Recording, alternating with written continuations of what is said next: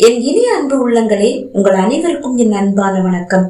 அமுதோடு விஷமாகிறாய் நாவல் பகுதி 9. வாங்க தொடர்ந்து கதையை கேட்கலாம். நட்சத்திரா வேலையாட்கள் தங்கும் வீட்டில் அவளது அறை படுக்கையில் சாய்ந்து அமர்ந்து தனக்கு வந்த அழைப்புகளை பரிசோதித்துக் கொண்டிருக்கிறாள். அவள் இப்போதுதான் செல்போனை எடுத்து பார்க்கிறாள். அவள் அப்பா காலை 4 மணி முதல் அவளை பல முறை அழைத்திருக்கிறார். உறங்கும் நேரம் செல்லை சைலண்டில் போட்டதால் அவள் அதை அறிந்திருக்கவில்லை.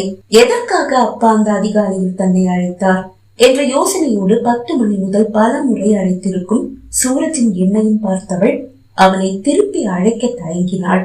சூரஜ் அவளுக்கு அறிமுகமாகி 2-3 நாட்கள் தான் ஆகிறது. ஆனால் திருமணம் வரை வந்து திரும்பியதால் அவன் மிகவும் நெருக்கம் காட்டுகிறான். அப்படி இருக்க அவனிடம் என்னவென்று சொல்வாள்? அவள் செல்போனையே வெறித்து பார்த்து கொண்டிருக்க இதோ மீண்டும் சூரஜிடம் இருந்து அழைப்பு. அவனை எதிர்கொண்டுதானே ஆக வேண்டும். அழைப்பை ஏற்றவள், சொல்லுங்க சூரஜ் என்றாள். என்ன ஆச்சு நட்சத்திரா? நான் உன்னை எவ்வளவு தடவை கூப்பிட்டேன், ஏன் போனை எடுக்கல? அந்த இளவழகனும் அவனுடைய தாத்தாவும் உன்னை ரொம்ப வேலை வாங்குறாங்களோ? அவன் சிறிது கோபமாக கேட்டான். அப்படியெல்லாம் எதுவும் இல்ல சூரஜ். அப்படியே போனை எடுக்கல? அவளால் பதில் சொல்ல முடியவில்லை. நட்சத்திரா, உனக்கு என் மேல ஏதும் கோபமா? இல்ல சூரஜ், உங்க மேல எனக்கு என்ன கோபம்? சாரி நட்சத்திரா, நான் உன்னை அந்த இளவழகனுடைய தாத்தா கூட அனுப்பி இருக்க கூடாதுதான். உனக்கு அது பிடிக்கலன்னு எனக்கு தெரியும். ஆனா 4000 கோடியையும் அதோட வட்டியையும் என்னால எப்படி புரட்ட முடியும்? அது எப்படி சாத்தியம்? நான் உங்களை தப்பா நினைக்கல சூரஜ், அதுக்கு அவசியமும் இல்லையே. உங்க நிலைமை எனக்கு புரியாம இல்ல. நீ என்ன தப்பா நினைக்கல, ஆனா என் மனசு வலிக்குதே. சரி, நீ கவலையை விடு. ஒரு வாரம் எனக்கு நீ டைம் கொடு. அந்த இளவழகனை ஏதாவது கேஸ்ல சிக்க வச்சு உள்ள அனுப்பிடுறேன். அவனுடைய தாத்தாவையும் சும்மா விடுறதா எனக்கு ஐடியா இல்ல. அந்த கிழவன் தான் நம்ம 2 பேரையும் பிரிச்சுட்டான். சூரஜ், நானும் இளவழகனுக்கு எதிரான ஏதாவது ஆதாரங்களை திரட்ட முயற்சி செஞ்சுட்டு தான் இருக்கேன். ஆனா சந்தேகப்படுற மாதிரி எந்த ஆதாரமும் எனக்கு கிடைக்கல. இங்க அப்படி எதுவும் இல்ல. அப்புறம் சூரஜ், இன்னொரு விஷயம். என்ன நட்சத்திரா? நீங்க எனக்காக வெயிட் பண்ண வேண்டாம். புரியல? என்னால உங்களுக்கு கல்யாணம் செஞ்சுக்க முடியாது. ஏன் நட்சத்திரா? அந்த இளவழகன் உங்ககிட்ட எதுவும் தப்பா நடந்துகிட்டானா? பதற்றமாக சூரஜ் கேட்க நட்சத்திரா எதுவும் பேசவில்லை.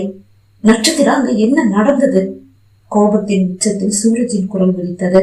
அவள் அமைதிக்காக, நீ போனை எடுக்காம இருக்கும் போதே எனக்கு தெரியும் அங்க ஏதோ பிரச்சனைன்னு. என்ன விஷயம்னு சொல்லு.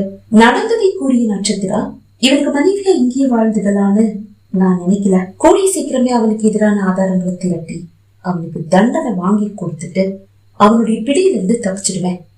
ஆனா சாரி, என்னால உங்களையும் இல்ல வேற யாரையுமே கல்யாணம் செஞ்சுக்க முடியாது. இது முட்டாள்தனமான முடிவு நட்சத்திரா. நீ அவன் கண் முன்னாடியே என்னுடைய மனைவியா வலம் வரணும். அதை பார்த்து அவன் வயிறு எரியணும்.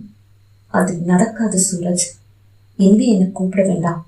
நல்ல ஒரு பொண்ணா பார்த்து கல்யாணம் செஞ்சுக்கங்க, வாழ்த்துக்கள் என்றவள் அவன் ஏதும் கூறும் முன் அழைப்பை துண்டித்தாள்.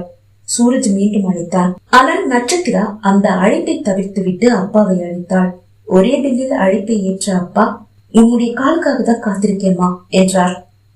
அப்பா, காலையில 4 மணியிலிருந்து நீங்க என்ன கூப்பிட்டுருக்கீங்க, என்ன விஷயம்? அது நேத்து நைட்டு இளவழகனுடைய தாத்தா எனக்கு போன் செஞ்சு உனக்கு ஏதாவது விபத்து நடந்ததா, உன்னுடைய முகத்துல எதுவும் அறுவை சிகிச்சை நடந்ததான்னு கேட்டார்மா. நான் இல்லைன்னு சொல்லிட்டேன்.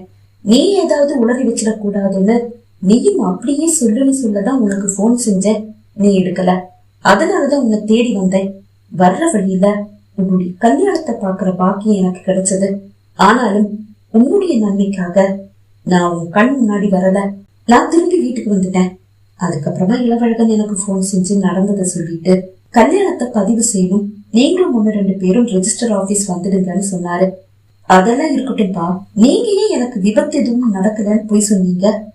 நட்சத்திரா, நான் உங்ககிட்ட சில விஷயங்களை மறைச்சிட்டேம்மா. இப்ப கூட அதை சொல்லுற தைரியம் எனக்கு கிடையாது. என்னப்பா சொல்றீங்க? எனக்கு எதுவும் புரியல. நீங்க என்கிட்ட இருந்து எந்த விஷயத்த மறைச்சீங்க? நட்சத்திரா, அம்மா இறந்து 10 வருஷம் ஆச்சு. அதுக்கப்புறமா நான் எந்த ஒரு பொண்ணையும் தப்பான எண்ணத்தோட பார்த்ததே இல்லை. ஆனா அப்படிப்பட்ட என்னையும் ஒரு பொண்ணு திட்டம் போட்டு கவுத்துட்டாமா. அவளுக்கு தேவை நம்ம காசு மட்டும்தான். எனக்கு பிசினஸ்ல எந்த லாஸும் ஏற்படல. அவ கேக்குற காசை கொடுக்காட்டி நானும் அவளும் ஒன்னா இருக்கிற போட்டோவோட போலீஸ் ஸ்டேஷன் போயிடுவேன்னு சொல்லி மிரட்டினா. நான் அவளை கற்பழிச்சுட்டதா என் மேல பழி போடுவேன்னு சொன்னாமா. அவ மிரட்டலுக்கு பயந்துதான் கடனை வாங்கி அவ கேட்ட காசு எல்லாம் கொடுத்துட்டே இருந்தேன். கடைசியில உன்னுடைய பேர்ல இருக்கிற சொத்து மேல அவ கண்ணு வந்துடுச்சு. அந்த சொத்தையும் வித்து அவளுக்கு காசு கொடுக்க சொன்னா. அது வரைக்கும் ஒரு கோழை மாதிரி அமைதியா இருந்த என்னால பொறுமையா இருக்க முடியாது. உன்னால ஆனதை பார்த்துக்கோன்னு சொல்லிட்டேம்மா. நீ நடுத்தருவில் நிக்கிறத விட நான் பழிய சுமக்கிறது தப்பில்லைன்னு தோணிச்சு. அவளால உனக்கும் எனக்கும் எப்ப வேணும்னாலும் ஆபத்து வரலான்னு பயந்துதான் உனக்கு மாப்பிள்ள பார்க்க ஆரம்பிச்சேன். ஆனா அதை தெரிஞ்சுக்கிட்டவ என்ன பழி தீர்த்துக்கிறதுக்காக தான் நான் கடன்ல மூழ்கிட்டதா கதை கட்டி விட்டு கடன்காரங்களையும் தூண்டி விட்டுட்டா. நான் வாங்கின கடன் எல்லாத்தையும் என்னால கொஞ்சம் கொஞ்சமா மீட்ட முடியுமா இருந்தது. ஆனா அது எதுக்குமே டைம் கொடுக்காம இப்படி ஒரு வதந்திய ஊர்ல பரவ விட்டுட்டா. என்னால எதுவும் செய்ய முடியாதமா. அப்படிதான் உண்மையில ஆசை வச்ச கடன் கொடுத்த சில பேர் உன்னை கட்டிக்க ஆசைப்பட்டு அதையும் என்கிட்ட கேட்டாங்க. ஆனா என்னோட சாய்ஸ் இளவழகனா தான் இருந்தது. ஆனா இளவழகன் ஒத்துக்காட்டி உன்னை பெண் கேட்டு வந்தவங்கல்ல யாராவது நல்லவங்க இல்லாமலா போவாங்க, அவங்களுக்கு உன்னை கட்டி வச்சிடணும்னு நானும் முடிவு பண்ணியிருந்தேன். இவ்வளவு நடந்தும் நான் நிதானமா நின்று உன்னுடைய கல்யாணத்தை நடத்த முயற்சி பண்றேன்னு தெரிஞ்சுக்கிட்ட அந்த பொண்ணு இனிமே என்கிட்ட இருந்து எந்த காசையும் வாங்க முடியாதுன்னு தெரிஞ்சுக்கிட்டு எனக்கு போன் பண்ணிட்டு தாமா உனக்கு விபத்தை ஏற்படுத்தினா. நான் உனக்கு போன் பண்றதுக்குள்ள விபத்து நடந்து போச்சு. அதுக்கப்புறமா அந்த விபத்தை வீடியோ கால் பண்ணி எனக்கு காட்டினவ உன்னையும் காட்டி இவ அழகா இருந்தா தானே இவளுக்கு கல்யாணம் செஞ்சு வைப்ப அப்படின்னு சொல்லி உன்னுடைய முகத்தை நெருப்பு வச்சு சிதைக்க முயற்சி செஞ்சா. அதுக்குள்ள அது வெளியே ஒரு போலீஸ் ஜீப் வந்தது. அந்த சத்தத்தை கேட்டு அவ தப்பிச்சு போயிட்டா. இப்பவும் அவ தொல்லை தொடருதுமா. ஏதோ ஒரு நிமிஷம் சபலத்துல நான் அவளை தொட்டுட்டேன். அதுக்கு நான் கொடுத்த விலை ரொம்ப அதிகம். ஆனாலும் அவளுடைய பேராசையோ வெறியோ அடங்கல. உன்னுடைய விபத்து அது எப்படி நடந்ததுன்னு வெளியே தெரிஞ்சா என்னுடைய மானம் மட்டும் இல்ல உன் மானமும் சேர்ந்துதானே காத்துல பறக்கும். விபத்துக்கு அப்புறமா நீ ஹாஸ்பிட்டல்ல இருந்து வீடு திரும்பும் போது முகம் கூட சரியாகாத நிலையில இருந்த நீ உன் ஃப்ரெண்டு வீட்டுக்கு போகணும்னு சொன்னதும் உனக்கு எதுவும் தெரிய வேண்டாம்தாமா சரின்னு சொல்லி அனுப்பி வச்சேன். அமைதியாக அனைத்தையும் கேட்டுக்கொண்டிருந்த நட்சத்திரா, அவ யாருப்பா என்று கேட்டாள். நம்ம ஆபீஸ்ல வேலை பார்த்த சுமதிமா. 1-2 தடவை நம்ம வீட்டுக்கு வந்திருக்கா, உனக்கு தெரியும்ல? பார்த்த நினைவு இருக்கு. அவ இப்பவும் உங்களுக்கு தொல்லை கொடுத்துட்டே இருக்காளப்பா? ஆமாம்மா. உண்மைய சொல்லி அவ மேல போலீஸ்ல புகார் கொடுங்கப்பா. எதுவா இருந்தாலும் பாத்துக்கலாம். வேண்டாமா, அவ எதுக்கும் துணிஞ்சவ. நம்ம மானம்தான் காத்துல பறக்கும். இப்படியே பயந்து எத்தனை நாள் தான் வாழ போறீங்கப்பா? அதற்குள் நட்சத்திரா மேம், உங்களை இளவழகன் சார் கூப்பிடுறாரு. பரமு வந்து அழைக்க, அப்பா நான் அப்புறமா உங்களுக்கு கூப்பிடுறேன் என்று கூறி அழைப்பை துண்டித்தவள், வரேன்னு சொல்லுங்க என்று கூற, உங்க லக்கேஜையும் எடுத்துட்டு வர சொன்னாரு என்று கூறிவிட்டு பரமு சென்றான். அவளை இங்கேயே தங்க இளவழகன் அனுமதிக்க போவதில்லை என்று அவளுக்கும் நன்றாகவே தெரியும். இல்லை என்றாலும் அவளும் அவனோடு தங்குவதை தான் விரும்புகிறாள். அவன் செய்யும் தவறான தொழில் பற்றி ஒரு சிறு ஆதாரம் கிடைத்தால் கூட போதும். உடனே அவனை போலீசில் காட்டி கொடுத்து விட்டு இங்கிருந்து தப்பிவிட வேண்டும். முடிவை செய்து விட்டாள் நட்சத்திரா. தன் பேகை தூக்கி தோளில் போட்டுக்கொண்டு இளவழகன் வீட்டிற்கு வந்தவள் ஹாலில் அமர்ந்திருக்கும் தாத்தாவிடம், எங்க உங்க பேரன் என்ன கூப்பிட்டாராமே என்று கேட்டாள். புன்னகைத்தவர், மாடியில் இருக்கான், நீ வந்தா மேல போக சொன்னான் என்றார். அவள் மாடி ஏறி அவனது அறைக்கு வந்தாள். ஆனால் அறைக்குள் இளவழகன் இருக்கவில்லை. ரூம்ல இருக்கானதான தாத்தா சொன்னாரு. அவள் முணுமுணுக்க, கனியா என்று அவள் பின்னால் இருந்து இளவழகனின் குரல் வந்தது. கோபமாக தலையை திருப்பி பார்த்தவள், நான் கனியா இல்லைன்னு எத்தனை தடவை உங்ககிட்ட சொல்றது? திரும்ப திரும்ப கனியான்னு சொன்ன என்ன அர்த்தம்? நீ எத்தனை தடவை சொன்னாலும் அந்த பொய் எப்படி உண்மையாகும்? உன் பேர் வேணும்னா கனியாவா இல்லாம இருக்கலாம். ஆனா அந்த பேர்ல எங்க வீட்டுல வந்து ஒரு வேலைக்காரியா தங்குனது நீதான். அதுல எனக்கு எந்த சந்தேகமும் இல்ல.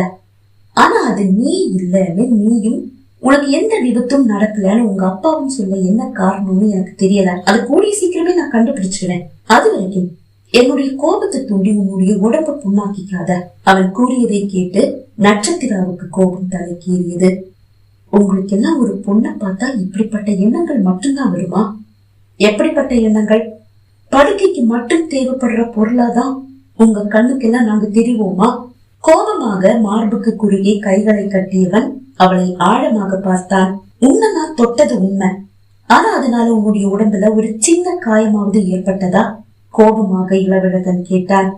அட ஆமால, தனக்குள் கூறிக்கொண்டவள். அப்படின்னா இவன் எதை பத்தி சொன்னான்? எனக்கு கோபம் கொஞ்சம் ஜாஸ்தி. என்ன தேவையில்லாம யாராவது சீண்டுனா அது ஆணும் பெண்ணும், அதையெல்லாம் என்னுடைய கை பார்த்துட்டு இருக்காது, புரியுதா? அவள் பேசவில்லை. போய் நிம்மதியா படுத்து தூங்கு. எனக்கு வெளியே ஒரு வேலை இருக்கு, அதை முடிச்சிட்டு வந்துடுறேன். வரும்போது 1 மணி இல்ல 2 மணி ஆயிடும். ரூம் கதவை நானே பூட்டி சாவியை எடுத்துட்டு போறேன். அவன் கூற, என்ன நான் தப்பிச்சு போயிடுவேன்னு பயமா இருக்கா? அவன் கோபத்தின் உஷ்ணம் இன்னும் அதிகமானது.